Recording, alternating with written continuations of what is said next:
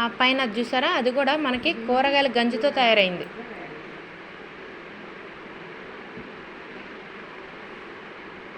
మీ చేయని మంట పడుతుందండి? చిటపట అంటుందా?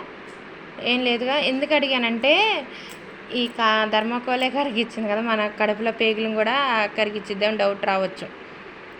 అందుకని ఈ డెమో మాత్రం వాళ్ళ చేతి మీద చేపిస్తామండి. మీ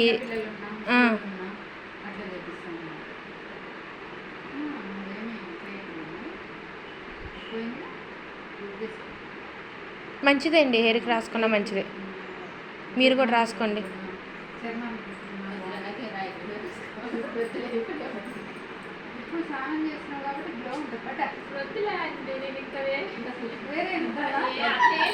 కాదు